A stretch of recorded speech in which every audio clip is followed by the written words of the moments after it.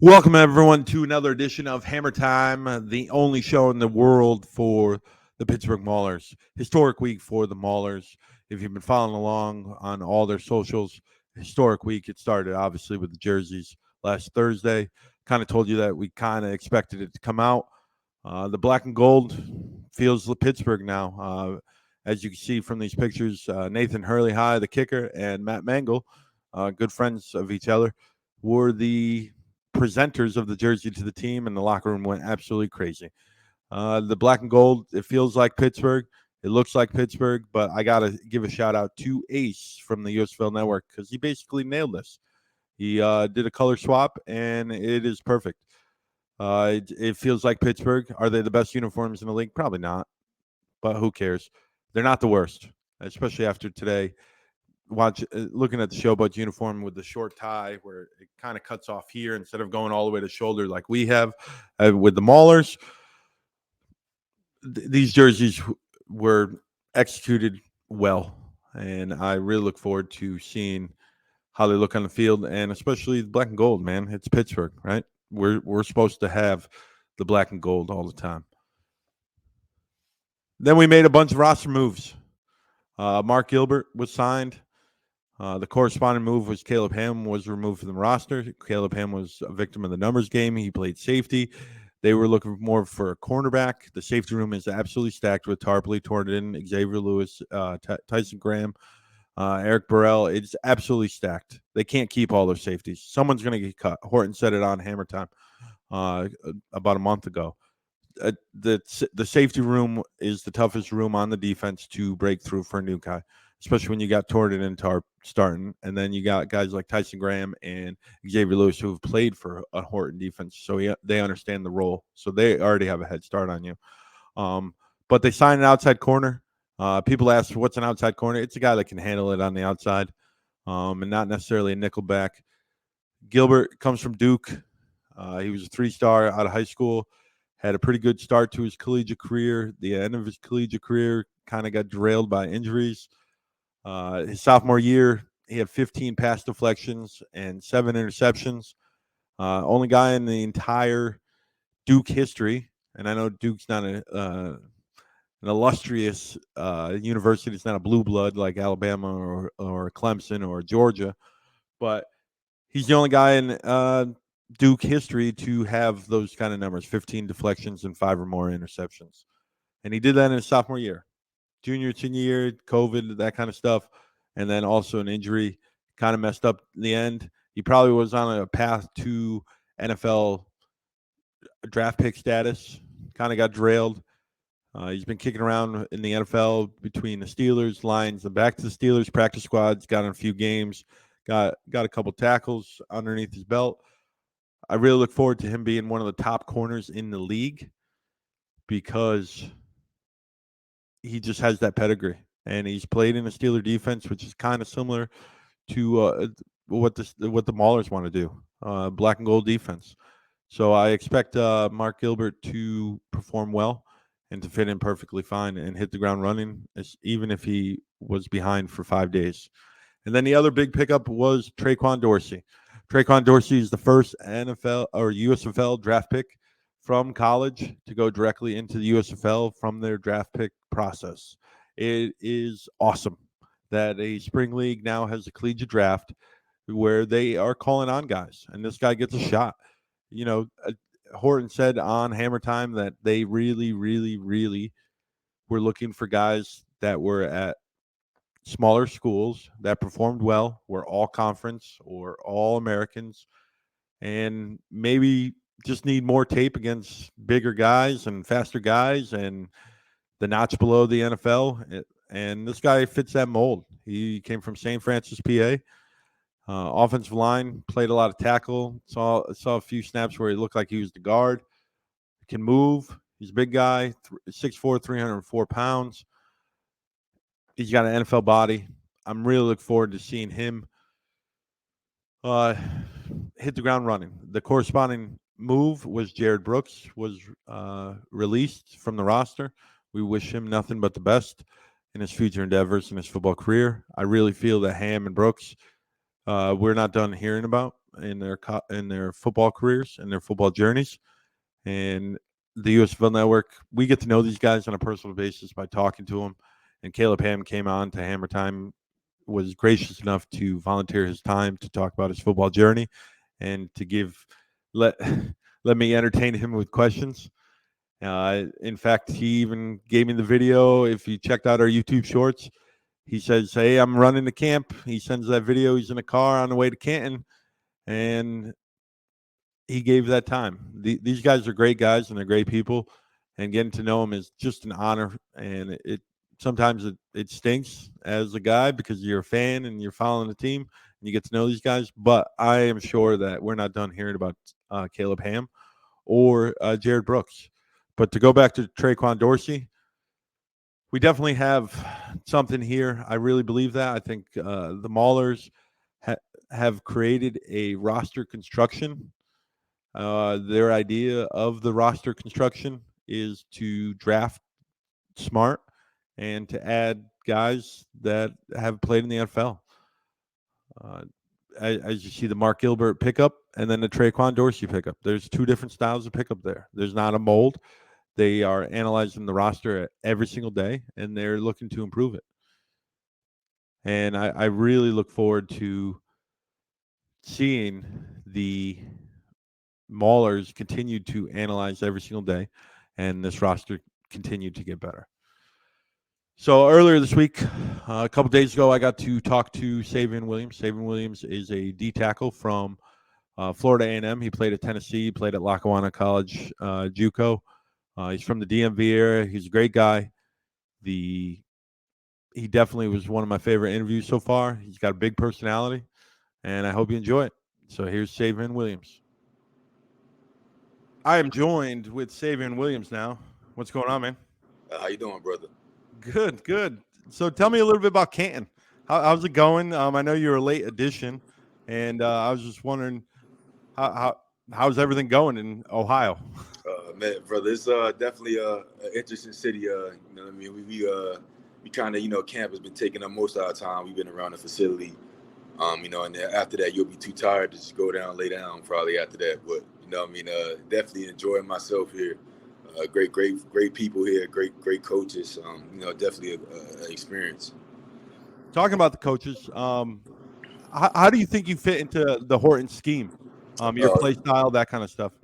I kind of see that Coach Horton likes big ends, kind of like maybe a Pittsburgh Steelers or a Chargers team, something like that. That you know what I mean? And I feel like I'm sitting around probably 295 right now, 6'4". So I think like I said, in terms of the schemes, I've been definitely adjusting very well to it so far. That's awesome. Yes, how's sharing the locker room with big personalities like Olive and Boogie on your defensive line?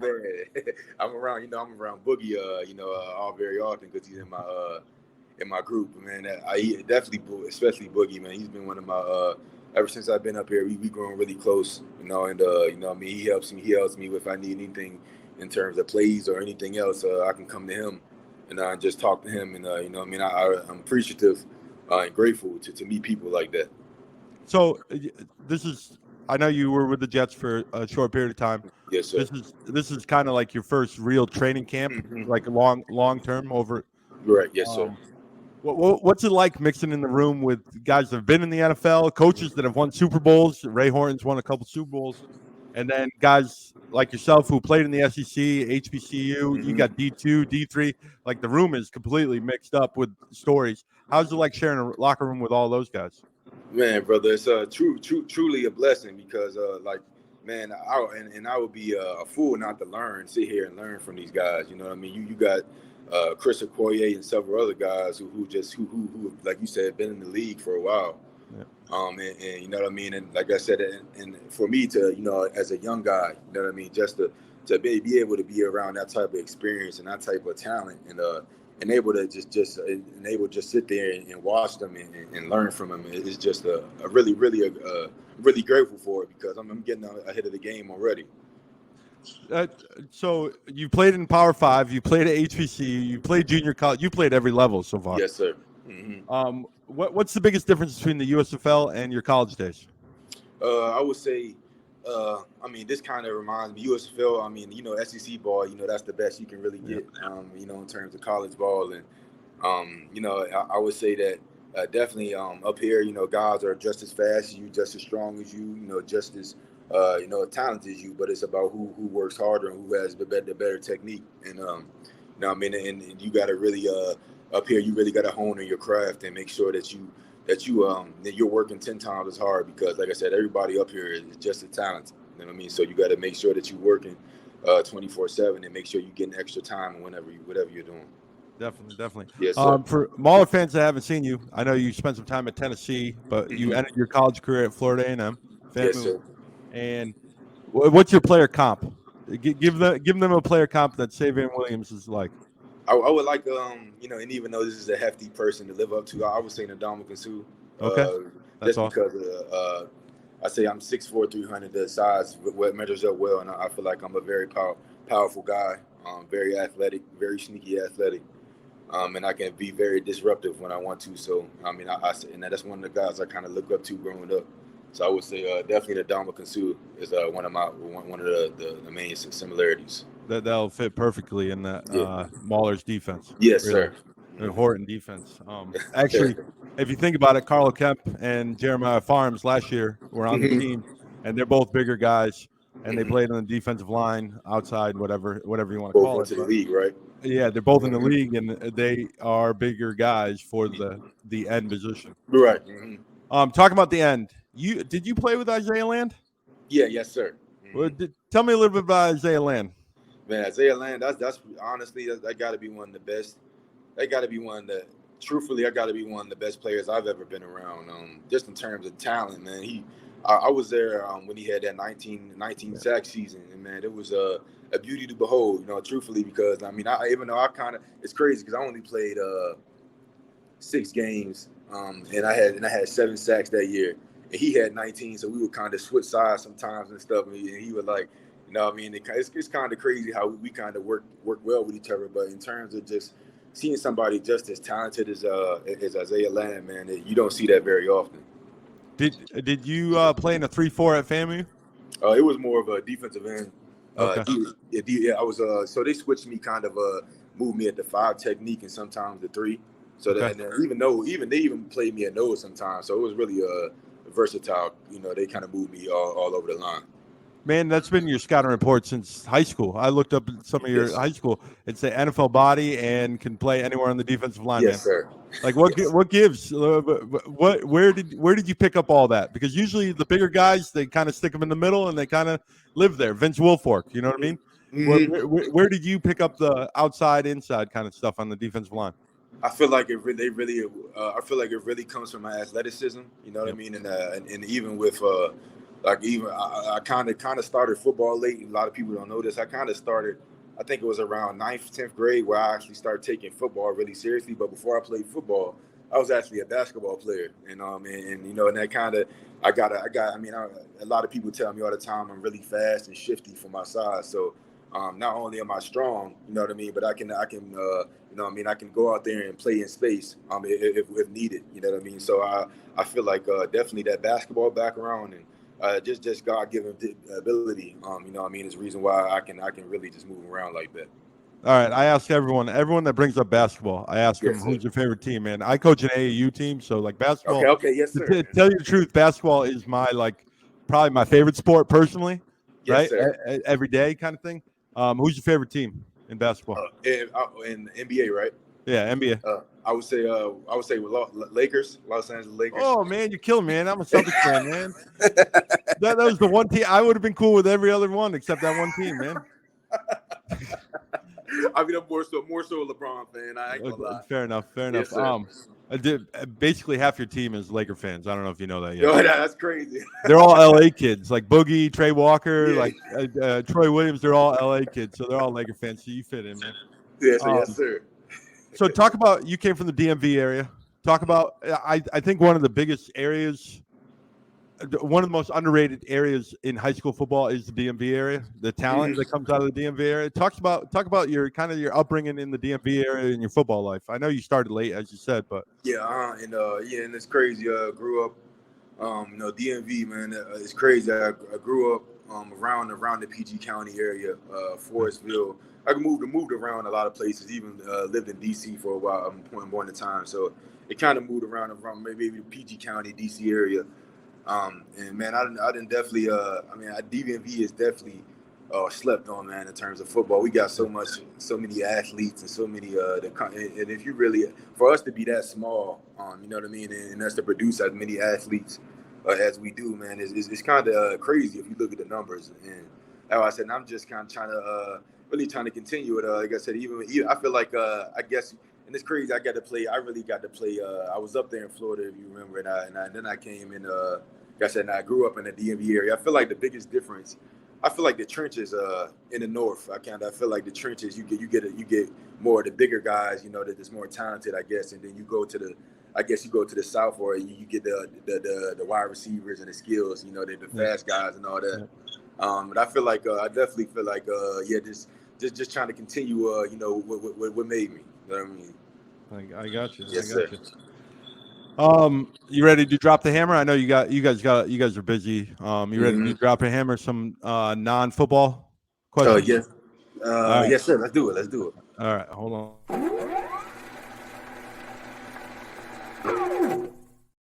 All right, man. I asked this question to everyone. Coaches, everything. I've asked. You probably know Coach Tomlinson.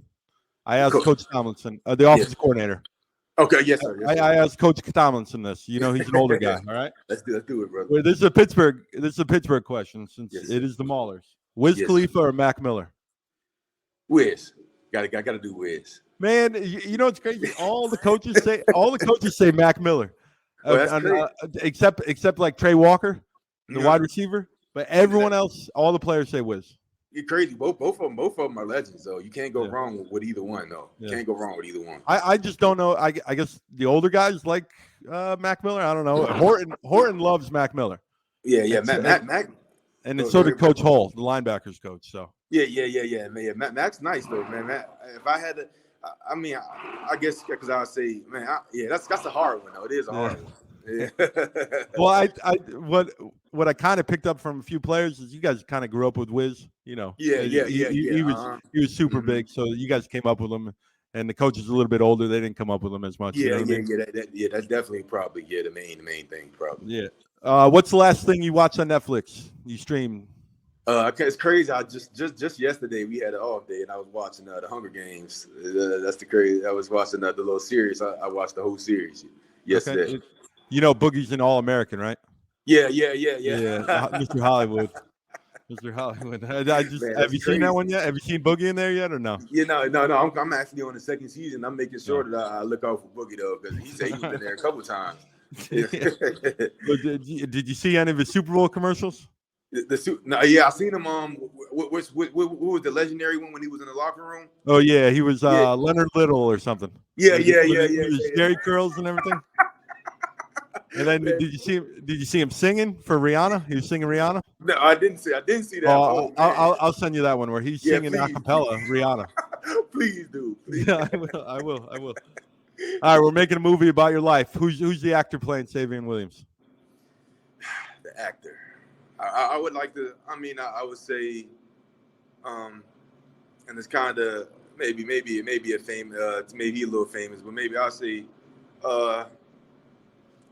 I would say Michael B. Jordan, because I like it. The reason I say him is because, he, especially in Creed, he just represents an underdog. You know what I mean, kind of, and you know what I mean, and I feel like, you know what I mean. I always had the size. I'm always had everything, but I always been an underdog, regardless of any stage in my life. I had to fight for everything I had. So I definitely see Michael B. Jordan. I would say. All right. Usually it's the wide receivers that say Michael B. Jordan. Yeah. Because they're smaller, but the D line, I've never gotten Michael Jordan for the D line yet. So that's a different answer. That's crazy. That's maybe maybe because I seen Creed a couple last month. That's why I feel it. Fair enough. So you talked about you joined football late. Yes, sir. Picked up the game late. What's the moment that you realized, you know what, this is what I want to do for the rest of my life? It was crazy because I transferred to a powerhouse school called St. Francis Academy. It's down there in Baltimore. Okay. And I went down for an Alabama camp. This was 10th grade. I went down there for an Alabama camp. And like I said, this was just me trying to just starting to take football serious. And then when I went down there, ended up winning the best defensive lineman, ended up getting an offer by them. And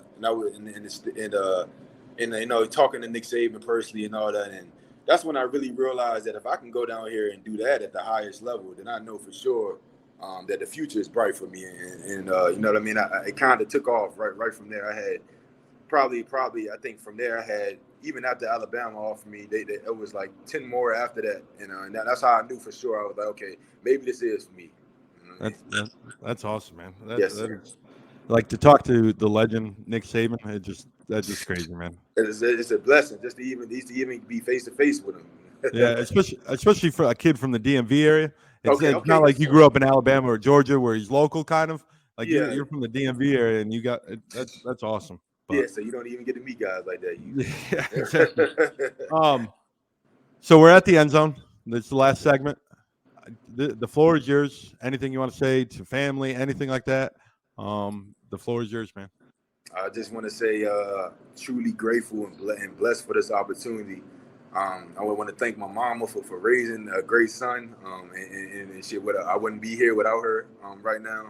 And I want to say to the Maulers, Mauler Nation, that you're gonna get the most hardworking, humblest guy that you'll ever see. I feel like, and you know what I mean. Like I said, I'm just gonna go out there and work and produce for you guys. I'm not gonna talk too much. I'm not gonna say what I'm gonna do. I'm gonna just show you guys. And you know what I mean, I'm ready to get to work. I appreciate it, man. Thank you for coming on. I know you guys are busy. Good luck in camp. Maybe I'll see you. I'm planning on coming sometime this year. So yes, sir. I'll see you up in Canton. All right. I appreciate you, brother. All right. Thank you. Thank you, brother. Bam. Savion Williams obviously was a great interview, and it was an honor to get to know him. One of my favorite pictures when we announced his signings is him with the cigar with his hands crossed. He's just ready to go celebrating at FAMU. He played at Tennessee. He got some time, so he's been at all levels of college football. He's been at SEC. He's been down to HBCU and played at junior college. He fits that USFL mold, definitely. One of my favorite stories, I actually sent him that video of Boogie singing Rihanna, and today in practice, or Tuesday in practice, that's how they started practice off, with Boogie singing Rihanna in front of the entire team stretching. So this team just feels like it's clicking. It seems like there's a lot of guys that are getting along. I'm not saying the other teams are not doing that, but there's a different vibe with the Maulers, and there's like this confidence that they're working hard and they're getting better. And adding guys like Savion Williams over last year's team, all the returners, is just a great fit, and the roster construction just continues to excel. And I gotta tip my hat to the Hortons, Tomlinson, Hull, Courtwright, the entire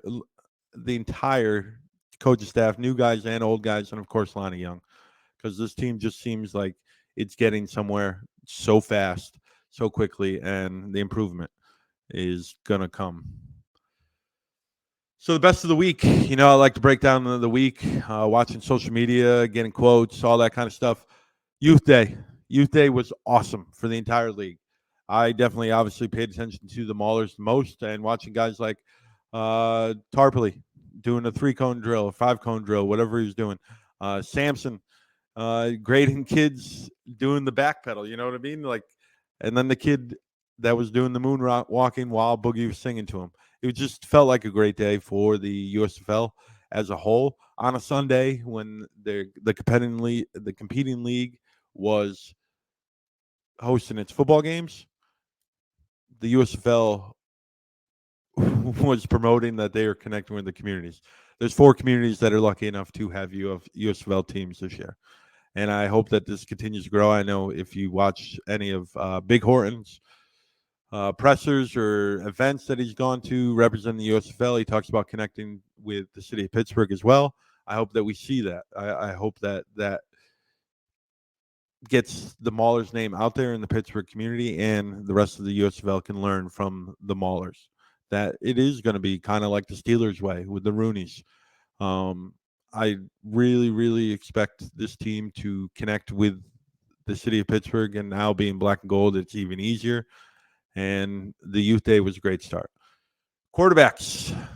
One of the coolest things on social media is that the other teams, it seems like some quarterbacks get more attention than the others. Obviously, some of them have starters that are pretty determined or pretty set in stone, like Cookus in Philadelphia. But Pittsburgh's got a wide open competition. All 4 guys have gotten equal time on social media. The social media team is not associated with the actual team, but they are splitting video time between Connor Sampson, Chase Forkay, Troy Williams, and James Morgan. I really look forward to seeing who gets that, who are the 3 that get onto the roster. And it definitely is one of the storylines for the last 17 days of camp. April 8th is going to come real quick. Looking at the calendar, it's about 10 days away.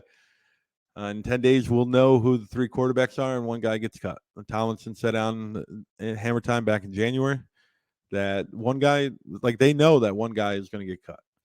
So I look forward to seeing where the decision is. And this team really was a quarterback away from being able to compete in this league. Last year, the rotating quarterbacks just did not work. And I look forward to, some continuity and some stability at the roster, at the position. And we'll see where it goes from there. So every week I like to do a social media star of the week, following all the Maulers' social media. This week is definitely Bryce Tornan. If you didn't catch the video, definitely watch the video. This kid shows up in a Cleveland Browns hat while Tornan's taking off his cleats, and Tornan just starts talking to him. This is a random kid. This isn't youth day. This is coming off of practice. Tornan's sweaty and all that, and he's taking off his cleats, and he talks to the kid, and he asks the kid who his favorite player is. And me personally, I thought, oh, he's wearing a Browns hat. Who can it be? Like it's Cleveland Browns. No, he said Trevor Lawrence. Me as a Clemson fan, I'm like, okay, that's cool. Got kids in Ohio are rooting for Trevor Lawrence. And Tordan says, is it the long blonde hair? And the kid's like, yep, that's part of it. And Tordan says, well, I'm trying to grow that out. Obviously, Tordan does not have long blonde hair. And it's just another example of how this league is connecting to its communities. And the fact that some little 9-year-old, 8-year-old, he might have been younger, I'm not 100% sure, got to talk to Bryce Tornan, the all USFL safety, and then he can watch him on TV. It's just a great look for the league that they're connecting to these communities. They might not be in all 8 cities that the teams represent, but they're connecting to the communities. I know other hubs have had similar events. Obviously, Youth Day, everyone's got it. But it seems like the Maulers are really connecting to the community and becoming that team of for Eastern Ohio and Western Pennsylvania. So that's it for Hammer Time this week, March 29th. Next week, we got first cut day before our next show. Next show comes out on Wednesdays. Remember, Dinner with Webb on Team Wednesdays. Dinner's at 5 p.m. Grab your dinner. Grab your device that you can watch YouTube, USFL Network. Subscribe so you can get the alert. Have dinner. Listen to Webb. Talk about Maulers football. Move on with your day. You kill 2 birds with 1 stone. Eating and Maulers. It's perfect. More roster moves. I expect some roster moves. Some more cuts, maybe a couple more ads before the final cutdown day, which is April 8th. April 2nd is the first cutdown day where everyone's got to be down to 54. So 4 guys will be cut before the next show. So look forward to seeing who, not look forward to with excitement, but it'll be interesting to watch these roster moves as Lonnie Young and the coaching staff continue to excel in the roster construction. And then this weekend, there's supposed to be scrimmages for all 8 teams. Skip Holtz went on to a radio show in Alabama, I believe, and said that his Stallions are going to Memphis. Then Lowe from the USFL Network confirmed that the Breakers are going to Memphis. So it seems like the hubs are traveling. I don't know which way it is in the north, if they're going to Eastern Michigan or they're coming to Canton. Me personally, this is 100% no sources. It would make more sense if they're just regular scrimmages and not a full game, that the teams in Michigan come down to Canton because of the fields and what the facilities have. There's an indoor and an outdoor field, it seems like, for Canton, while the Detroit hub is practicing at Eastern Michigan, and it seems like there's only one field, the Great Turf Field, where they are able to practice. So it would make more sense for the Michigan teams to come down, but we'll see. We'll see. I know they really love the Detroit hub. So dinner with Webb on Wednesdays, USFL Network. Subscribe. We're at 500 subscribers. You want to win that Turpin jersey? Subscribe. You automatically enter. Nothing more, nothing less. You don't have to pay. There's nothing. There's nothing. Just subscribe. You get this show. You get to spend Wednesday dinners with me. There's much more that you need. This has been Hammer Time. Hammer down, hammer out, Webb out.